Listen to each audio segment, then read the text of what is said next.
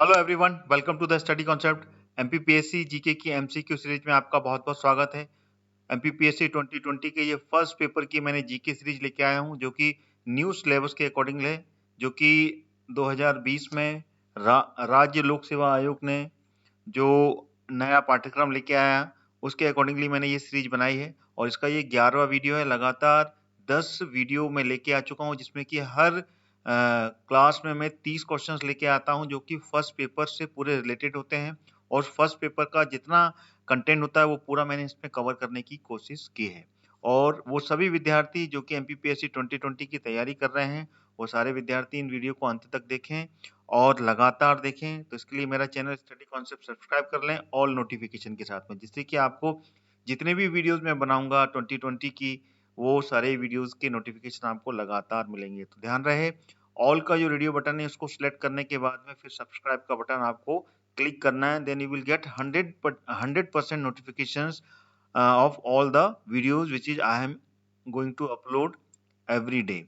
तो लगातार देखने के लिए मेरा चैनल जरूर सब्सक्राइब कर लें और वीडियो को अंत तक जरूर देखिएगा। और इस वीडियो को आप शेयर कीजिए सभी ग्रुप्स में और वीडियो को लाइक भी जरूर कीजिएगा। तो चलिए शुरू करता हूँ ये वीडियो, जिसमें कि मैंने अगले 30 क्वेश्चंस फर्स्ट पेपर के पूरे कंप्लीट एनालिसिस के साथ में आपके सामने ले लाने की कोशिश की है। ये आ गया पहला क्वेश्चन आपके सामने। निम्नलिखित में से कौन सा प्रोग्राम किसी कंप्यूटर प्रोग्राम को अनुवादित यानी कि ट्रांसलेट करने का काम करता है या फिर काम में आता है? कंपाइलर, इंटरप्रेटर, ए और बी दोनों, या इनमें से कोई नहीं? तो इसका सही उत्तर क्या है? तो वो है सी, यानी कि ऊपर वाले जो उपरोक्त दोनों ऊपर दिए हुए हैं वो दोनों ही कंप्यूटर में जो ट्रांसलेटर का काम करते हैं, इंटरप्रेटर का काम करते हैं, वो दोनों कंपाइलर और इंटरप्रेटर होते हैं। ठीक है ना? तो बोथ आर द करेक्ट। ठीक है, अगला क्वेश्चन आ गया। निम्नलिखित में से कौन सा सही सम्मिलित है, यानी कि सही कौन सा है इनमें से? लाइट पेन एक इनपुट इकाई है, इनपुट यूनिट है। ट्रैक बॉल एक इनपुट यूनिट है, या फिर जॉयस्टिक एक इनपुट यूनिट है, या फिर डी इनमें से ये सभी हैं? तो बिल्कुल सही आंसर इसका डी है, यानी कि ये सारे के सारे जो हैं ये एक इनपुट डिवाइस कहलाते हैं सब, और सभी से इनपुट दिया जाता है कंप्यूटर में। All these are input device. ठीक है, तो this is the all options are correct. अगला क्वेश्चन आ गया। डब्ल्यू कोड तकनीक के संदर्भ में निम्नलिखित में से कौन सा कथन सत्य है? एक तकनीक को थर्ड लेवल पैरेललिज्म, ये पैरेललिज्म लिखा हुआ है, भी कहा जाता है, या फिर इस तकनीक की शुरुआत इंटेल कंपनी ने की थी, या फिर सी इस तकनीक का उपयोग कंप्यूटर की प्रोसेसिंग टाइम कम हो जाती है और गति बढ़ जाती है, या फिर उपरोक्त सभी? तो इसका जो सही उत्तर है वो क्या है?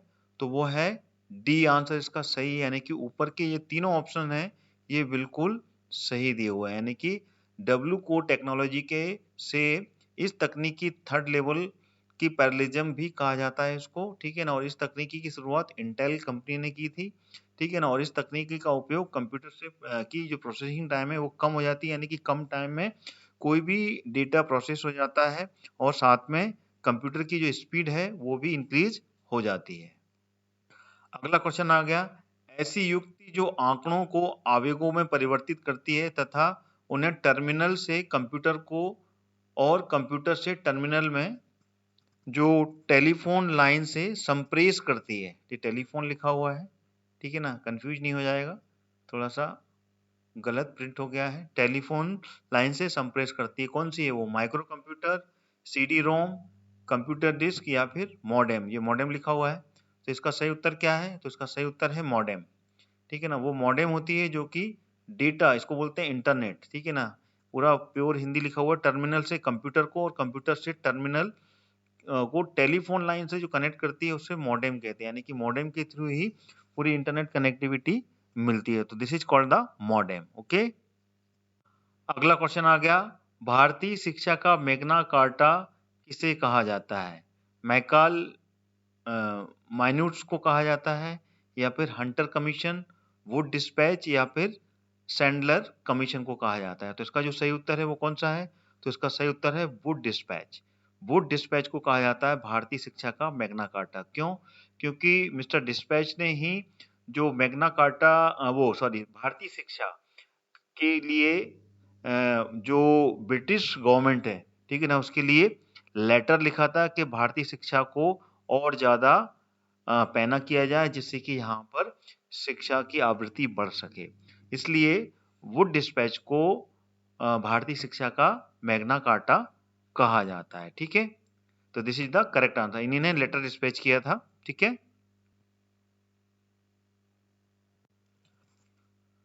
क्वेश्चन फिर से रिपीट करते हैं। किस वायसराय ने बंगाल का विभाजन किया था? लॉर्ड लिटिन ने, लॉर्ड रिपिन ने, लॉर्ड कर्जन ने, या फिर लॉर्ड मिंटो ने? तो इसका जो सही उत्तर है वो कौन सा है? तो इसका सही उत्तर है लॉर्ड कर्जन। लॉर्ड कर्जन ने बंगाल का विभाजन किया था, और कब किया था ये? 1905 में। ठीक है ना, ये आपको याद रखिएगा। This is the correct answer. ठीक है, अगला क्वेश्चन आ गया। सर्व शिक्षा अभियान की वित्तीय व्यवस्था में नहीं है, क्या नहीं है? छात्रवृत्तियां, पाठ्य पुस्तक वितरण, शिक्षक का वेतन, या फिर विद्यालयों का रख रखाव। तो सर्व शिक्षा अभियान में क्या नहीं है? उसमें स्कॉलरशिप काउंट नहीं की जाती। जो स्टूडेंट को स्कॉलरशिप दी जाती है वो इसमें काउंट नहीं होती सर्व शिक्षा अभियान की वित्तीय व्यवस्था में। बाकी पाठ्य पुस्तक वितरण, शिक्षकों का वेतन, और जितने भी स्कूल हैं उनके मेंटेनेंस की सारी व्यवस्था सर्व शिक्षा अभियान में इंक्लूड होती है। अगला क्वेश्चन आ गया। विदेशी पुरस्कार जीतने वाली प्रथम भारतीय फिल्म कौन सी थी? पाथेर पंचाली, आलम आरा, मदर इंडिया, या फिर सलाम बॉम्बे? तो कौन सा आंसर इसका सही है? तो वो है पाथेर पंचाली। ये पहली भारतीय फिल्म थी जिसने की विदेशी पुरस्कार जीता था। ठीक है ना, फॉरेन जो प्राइज है वो बंगाली मूवी थी पाथेर पंचाली, और इसको ये पुरस्कार मिला था। और ये किसने डायरेक्ट की थी? सत्यजीत रे ने। ठीक है, अगला क्वेश्चन आ गया। चंद्रशेखर आजाद की जन्मस्थली भावरा किस राज्य में स्थित है? मध्य प्रदेश, राजस्थान, पंजाब, या फिर उत्तर प्रदेश? तो इसका सही उत्तर क्या है? तो इसका सही उत्तर है मध्य प्रदेश। मध्य प्रदेश में स्थित है ये भावरा। और ये कहाँ पर है? ये झाबुआ में स्थित है। ठीक है, भावरा। और यहीं पर जो महान क्रांतिकारी रहे चंद्रशेखर आजाद, उनका जन्म हुआ था यहाँ पर। ठीक है ना, और इसी को का नाम बदलकर आजाद नगर रख दिया गया है अभी। ठीक है ना, आजाद नगर के नाम से इसका नाम परिवर्तन किया है, चंद्रशेखर आजाद नगर हो गया है। ठीक है, अगला क्वेश्चन आ गया। निम्नलिखित में से किसने मालवा की राजधानी धार से मांडू स्थानांतरित की थी? मतलब धार थी पहले, उसके बाद में मांडू इन्होंने उसको शिफ्ट किया था। तो कौन था वो? होशंग शाह, दिलावर खां, आजम खां, या फिर निजाम खां? तो इसका सही उत्तर क्या है? तो वो है होशंग शाह। होशंग शाह ने मांडू राजधानी शिफ्ट की थी धार से। परमार, जब परमार वंश की का राज्य था यहाँ पर, तब धार, जिसको कि धारा बोलते थे उस समय, धारा उस समय राजधानी थी। लेकिन उसके बाद में जब परमार वंश का पतन हुआ, उनका खात्मा हुआ, और उसके बाद में अफगान शासक आए, तो ये अफगान शासक था होशंग शाह। फिर इसने धार की बदले मांडू शिफ्ट कर ली थी। ठीक है ना, राजधानी। क्लियर हो गया। और होशंग शाह ने ही जो अभी के इस समय का जो होशंगाबाद है, ठीक है ना, जो होशंगाबाद है उसका वहां पर नगर बसाया था। ठीक है ना, होशंगाबाद किसने बताया था? होशंग शाह ने, और उसी के नाम पर ये होशंगाबाद नगर नाम पड़ा था। ठीक है, और होशंग शाह ने ही परमार वंश का द्वारा बनाया हुआ जो साइक्लोपियन बांध, याद रखना, साइक्लोपियन बांध, जो कि भोपाल के पास में रायसेन में, ठीक है ना, रायसेन में भोजपुर जो तहसील है उसके पास में बना था। यहाँ पे कि भोजपुर टेम्पल भी परमार वंश ने ही बनवाया था, जिसने कि राजा भोज ने इसका निर्माण करवाया था। वहां पे ये साइक्लोन बांध का निर्माण कराया था। उस बांध को होशंग शाह ने तोड़वा दिया था। ठीक है ना, जब परमार वंश का खत्म हुआ और अफगान शासकों ने परमार वंश को पूरी तरीके से खत्म कर दिया, देन उसके बाद में अफगान शासकों का शासन हो गया, तब होशंग शाह ने ये साइक्लोन बांध को पूरी तरीके से क्षतिग्रस्त कर दिया था। ठीक है, तो this is the correct fact जो मैं आपको बता रहा हूँ। बहुत ही विशाल बांध था, आज भी इसके साक्ष्य आपको जब कभी आप भोजपुर आएँ और भोजपुर के शिव मंदिर को घूमें, जो कि राजा भोज ने बनवाया था, तब आपने उस रास्ते से जब गुजरेंगे तो नीचे तरफ में कुछ ढाल मिलेगा। There you will get lot of evidence about that cyclopean dam. Okay, अगला क्वेश्चन आ गया, मध्य प्रदेश का निम्नलिखित में से कौन सा नगर कर्क रेखा के उत्तर में स्थित है? ये कर्क रेखा लिखा हुआ है, कंफ्यूज नहीं होएगा। तो कौन सा नगर है? रीवा, रतलाम, भोपाल या फिर इंदौर? तो इसका सही उत्तर क्या है? तो इसका सही उत्तर है रीवा। रीवा जो है कर्क रेखा के उत्तर में स्थित है, ठीक है। और कर्क रेखा मध्य प्रदेश को दो भागों में विभाजित करती है और टोटल 14 जो जिले हैं मध्य प्रदेश के वहां से होकर गुजरती है। इसका पहला जिला जो है वो है रतलाम, ठीक है ना, और आखिरी जिला जो है वो है अनूपपुर, ठीक है ना, और इसके बीच में बाकी के 12 जिले पड़ते हैं। अगर इसके बारे में पूरी जानकारी चाहिए आपको तो प्ले लिस्ट से मध्य प्रदेश की जो स्पेसिफिक वीडियोस बनाए हैं मैंने, there you will get all of the detail of this particular topic. ठीक है, क्लियर हो गया? चलिए आगे बढ़ते हैं। दोस्तों आगे बढ़ने से पहले मैं आपको बताना चाहता हूँ अनअकैडमी के बारे में। अनअकैडमी लाया है आपके लिए फ्री प्लान, जिसमें आपको एमपी के टॉप एजुकेटर से पढ़ने का सुनहरा मौका मिलेगा। उसी के साथ में आपको मिलेगा 500 से ज्यादा free live access, live doubt clearing के साथ में, और 20,000 से ज्यादा practice questions, free mock test और उनके एनालिसिस, और भी बहुत कुछ। तो फ्री प्लान एक्सेस करने के लिए डाउनलोड करें अनअकैडमी का ऐप आज ही और यूज करें मेरा रेफरल कोड हरदयाल कुशवाहा, जो कि रेड कैपिटल लेटर में लिखा हुआ है। क्या आप अपनी तैयारी को मजबूत करने के लिए मॉक टेस्ट ढूंढ रहे हैं? तो अनअकैडमी लेकर आया है एमपीपीएससी प्रीलिम्स की फुल लेंथ टेस्ट। इसमें आपको मिलेंगे 50 से ज्यादा लाइव मॉक टेस्ट और एक्सेस मिलेगा 20 से ज्यादा फुल लेंथ मॉक टेस्ट का, जो कि पिछले महीने ही लाइव हुए हैं। यही नहीं, टॉप 3 रैंकर्स को मिलेगा अनअकैडमी का 1 मंथ फ्री सब्सक्रिप्शन प्लान। तो आज ही अपनी जीत की तैयारी दर्ज करें अनअकैडमी के साथ। तो आइए जान लेते हैं अनअकैडमी के प्लस बैचेस के बारे में, जो कि आपकी हर जरूरत के लिए परफेक्ट हैं। जी हाँ दोस्तों, अब अनअकैडमी के साथ में आप अपने प्रिपरेशंस के जरूरत के अनुसार बैच ज्वाइन कर सकते हैं और अपनी एमपीपीएससी प्रीलिम्स 2020 की सिलेक्शन पक्की कर सकते हैं। ये सारे बैचेस बहुत ही जल्दी शुरू हो रहे हैं और आप अपनी प्रिपरेशंस में जहां पे भी हैं वहां से आपको बहुत मदद करने वाले हैं। तो आइए जानते हैं इन सभी कोर्सेज के बारे में। जो भी प्रीलिम्स 2020 क्लियर करना चाहते हैं ध्यान से सुने, उनके लिए बहुत ही इंपॉर्टेंट न्यूज है। आपकी तैयारी के लिए अनअकैडमी लेके आया है 60 डेज का क्रैश कोर्स। इस रिवीजन बैच में होगा लाइव थ्योरी रिवीजन दिन में, और रात में होगा live MCQ revision by same educators. दूसरा बैच होगा daily subjective wise MCQ live revision हर दिन। इन दोनों बैचेस में आपको 20 से ज्यादा फुल मॉक टेस्ट मिलेंगे और पीडीएफ नोट्स भी मिलेंगे। आप अपनी तैयारी के हिसाब से कोई भी बैच से पढ़ सकते हैं। अगर आप एमपीपीएससी की तैयारी शुरू कर रहे हैं और डेडिकेटेड गाइडेंस चाहते हैं तो आपको मैं foundation batch for MPPSC prelims and mains के लिए रिकमेंड करूंगा, जो स्टार्ट हो रहा है 26 जनवरी को। ये 10 मंथ का कोर्स है। इसमें आपको मिलेगी live access with top educators, PDF revision notes और वीकली मेगा क्विज। इन सभी कोर्सेज के लिंक मैंने वीडियो के डिस्क्रिप्शन बॉक्स में डाल दिए हैं। अनअकैडमी पर आप एक ही सब्सक्रिप्शन में पा सकते हैं सभी कोर्सेज का एक्सेस। अब एक एमपीपीएससी का सब्सक्रिप्शन और सारे कोर्सेज आपके मोबाइल में। क्या आप रिवीजन कर रहे हैं और अपना रिवीजन अपनी स्पीड में करने के लिए आप रिकॉर्डिंग रिवीजन बैच ज्वाइन कर सकते हैं। संपूर्ण ज्ञान में आपको सारे रिकॉर्डेड रिवीजन सेशन मिलेंगे, जिनमें आप अपने पेस के हिसाब से पढ़ सकते हैं डाउट क्लियरिंग के साथ में। और संकल्प बैच में आपको मिलेगा डेडिकेटेड डाउट क्लियरिंग आपके रिवीजन को बूस्ट करने के लिए। रिवीजन इज वेरी इंपॉर्टेंट, इसलिए आज ही ज्वाइन करें इस सारे बैचेस को। जिन लोगों ने प्रीलिम्स 2020 क्लियर कर लिया है उन सभी को मेरी तरफ से मैनी कंग्रेचुलेशंस, बहुत बहुत बधाई। अब आप अपने मेंस की तैयारी में बिल्कुल भी चूक ना करें।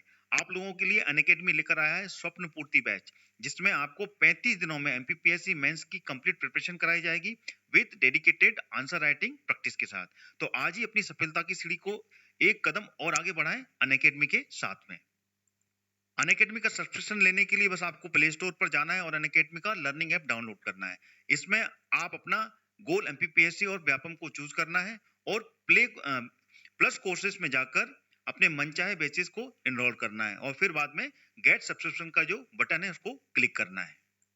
इंस्टेंट 10% का डिस्काउंट पाने के लिए मेरा रेफरल कोड जो कि रेड कलर में कैपिटल लेटर में लिखा हुआ है हरदयाल कुशवाहा, उसको एंटर करना है। तो देर किस बात की है दोस्तों, आज ही डाउनलोड करें अनअकैडमी का लर्निंग ऐप और एमपीपीएससी एंड व्यापम क्रैक करने के लिए तैयार हो जाएं। Let's crack it. अगला क्वेश्चन आ गया आपके सामने, मध्य प्रदेश की चेरापूंजी किसे कहा जाता है? अमरकंटक, पचमढ़ी, बालाघाट या फिर झाबुआ? तो इसका जो सही उत्तर है वो क्या है? तो वो है पचमढ़ी।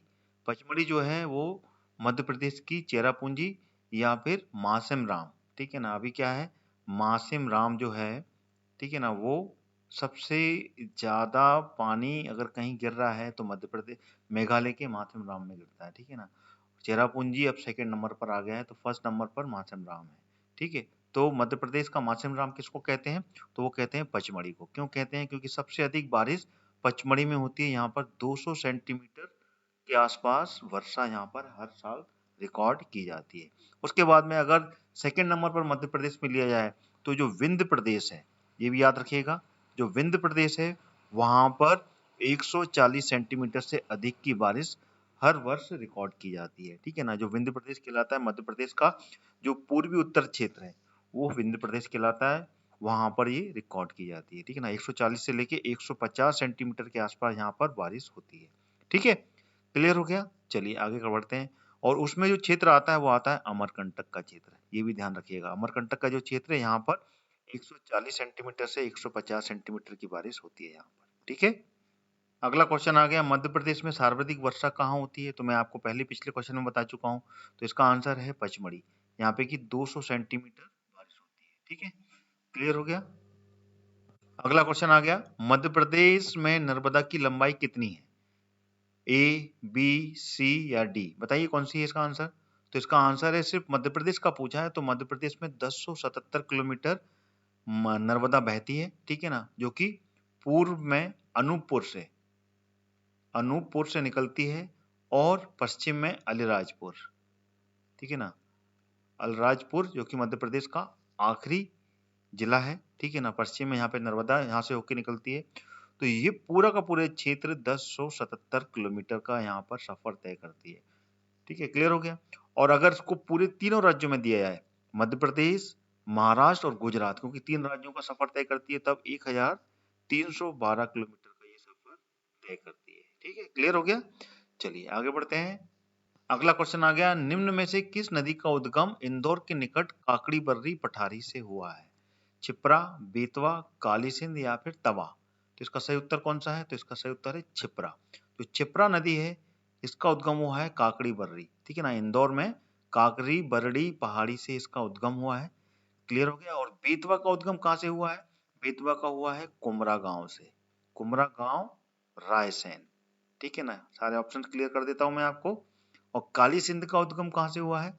काली सिंध का उद्गम हुआ है देवास, ठीक है ना, देवास के बागली गांव से। ये बिल्कुल क्लियर होना चाहिए, ये सारे क्वेश्चन बन सकते हैं। और तवा का उद्गम कहाँ से हुआ है? तवा है महादेव श्रेणी से। महादेव श्रेणी कहाँ पड़ती है? ये पचमढ़ी में पड़ती है। और महादेव श्रेणी सतपुड़ा श्रेणी की का हिस्सा है। सर जो सतपुड़ा श्रेणी है, ठीक है ना, उसका ये हिस्सा है, ध्यान रहे, ठीक है। चलिए आगे बढ़ते हैं। अगला क्वेश्चन आ गया, नवजीवन योजना का संबंध है किससे? स्वास्थ्य से, भूखंड उपलब्धता से, समाज सेवा से या फिर कृषि से? तो इसका सही उत्तर है भूखंड की उपलब्धता से है इस योजना का संबंध, ठीक है। अगला क्वेश्चन आ गया, राज्य के सकल घरेलू घरेलू उत्पाद यानी कि जीडीपी, ठीक है ना, में द्वितीयक क्षेत्र का योगदान है कितने परसेंट है? बताइए। 19, 8, 20, 5, 27, 62 या फिर 21, 4? तो इसका सही उत्तर क्या है? तो इसका सही उत्तर है 27, 62, ये डी है, ठीक है ना, ऊपर पहुंच गया है, मिसप्रिंट हुआ है, तो this is the correct answer. अगला क्वेश्चन आ गया, कर्नाटक के बाद में जेंडर बजट प्रस्तुत करने वाला राज्य कौन सा था? मध्य प्रदेश, गुजरात, महाराष्ट्र या फिर बिहार? तो इसका सही उत्तर क्या है? तो वो है मध्य प्रदेश। कर्नाटक के बाद में मध्य प्रदेश ही एक ऐसा राज्य है यहाँ पे कि जेंडर का जो बजट है वो प्रस्तुत किया गया था, तो this is the correct answer. अगला क्वेश्चन आ गया, वर्ष 9 और 10 के संदर्भ में प्रदेश की प्रति व्यक्ति आय में कितनी वृद्धि हुई थी? ठीक है ना, काफी समय पुराना है ये। तो ये ऑप्शन है आपके सामने 6.78, 7.78, 8.78 या फिर 9.78। तो इसका सही उत्तर है 6.78% की प्रति व्यक्ति की आय में वृद्धि हुई थी, और ये समय था 9-10 का। ठीक है, अगला क्वेश्चन आ गया, प्रसिद्ध तबला वादक राजा चक्रधारी सिंह की स्मृति में चक्रधर फेलोशिप, ये फेलोशिप लिखा हुआ है, ठीक है, किस विद्या के लिए दी जाती है? शास्त्रीय नृत्य, शास्त्रीय वादन या शास्त्रीय गायन, या इनमें से कोई नहीं? तो इसका सही उत्तर क्या है? तो वो ए है इसका सही उत्तर, शास्त्रीय नृत्य के लिए ये फेलोशिप दी जाती है। अगला क्वेश्चन आ गया, प्रेम प्रसंग से संबंधित नृत्य कौन सा है? बलमा, बार, गोचो या फिर कानरा? तो इसका सही उत्तर क्या है? तो इसका सही उत्तर है बलमा। जो बलमा है ये प्रेम प्रसंग से रिलेटेड एक नृत्य है, एक नाच है, एक डांस है। अगला क्वेश्चन आ गया, निम्नलिखित में से कौन सा मंदिर खजुराहो में स्थित नहीं है? तेली का मंदिर, 64 योगिनी मंदिर, कंदरिया महादेव या फिर पार्श्वनाथ मंदिर? तो ये इसका आंसर है तेली का मंदिर। ये खजुराहो में स्थित नहीं है, और ये कहाँ पर है? ये ग्वालियर का जो किला है, ठीक है ना, उसमें तेली का मंदिर स्थित है। ठीक है, अगला क्वेश्चन आ गया, निम्न में से कहाँ का किला जौहर कुंड के लिए, जौहर कुंड जो है उसके लिए प्रसिद्ध है? धार का, असीरगढ़ का, चंदेरी का या फिर मंदसौर का दुर्ग? तो इसका सही उत्तर क्या है? तो सही है चंदेरी। जो चंदेरी का किला है यही जौहर के लिए बहुत ज्यादा प्रसिद्ध है। जौहर कुंड यहाँ पर बहुत ज्यादा पॉपुलर है। जब बाबर ने, ध्यान रखिएगा, बाबर ने सन 1628 में, ध्यान रखिएगा, 1628 में, सॉरी 1628 नहीं, 1528 में, थोड़ा सा करेक्शन है इसमें, इस फिगर में थोड़ा सा करेक्शन है। 1528 में जब चंदेरी पर अटैक किया था, ध्यान रखिएगा, चंदेरी पर अटैक किया था, तब यहाँ के राजा कौन थे? मेदिनी राय, मेदिनी राय थे। तो उस समय के मेदिनी राय को खत्म कर दिया गया था, हार गए थे मेदिनी राय। तो वहां पे जो रानियां थी, उन रानियों ने वहां पे बहुत बड़ा जौहर कुंड बना हुआ है, बहुत बड़ा, किले में आप देखेंगे। तो उस पूरे जौहर कुंड में, ठीक है ना, उन्होंने आत्मदाह किया था। बहुत बड़ा जौहर कुंड है, इसमें बहुत सारी लकड़ियां डाली गई थी, और उसमें उन्होंने अपने आप को सुहा कर लिया था। ठीक है, तो इसलिए ये जौहर कुंड बहुत ही ज्यादा पॉपुलर है, असीरगढ़। और ये चंदेरी का किला कहाँ पर है? ये अशोकनगर में है, ठीक है ना। और इस अशोकनगर में ये चंदेरी के किले का निर्माण किसने किया था? ये किया था,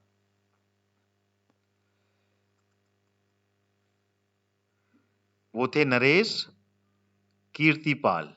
ठीक है, नरेश कीर्तिपाल ने इस किले का निर्माण किया था। और कब किया था? ये 11वीं शताब्दी में, ठीक है ना, 11वीं शताब्दी में इसका निर्माण किया था, और जो कि गुर्जर प्रतिहार वंश के थे। ठीक है, क्लियर हो गया?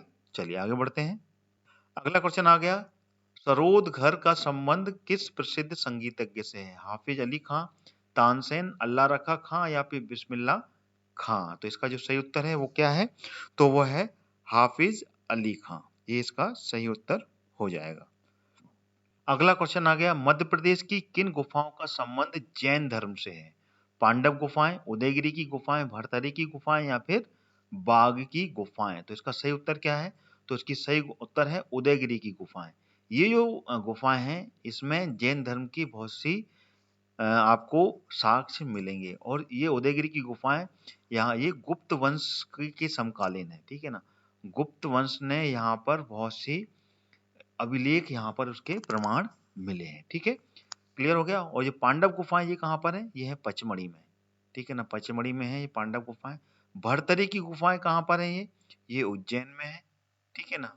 और यहाँ पर शैल चित्र हैं, ठीक है, शैल चित्र आपको मिलेंगे। बाघ की गुफाएं ये कहाँ है? ये धार में है, ठीक है, क्लियर है। चलिए आगे बढ़ते हैं।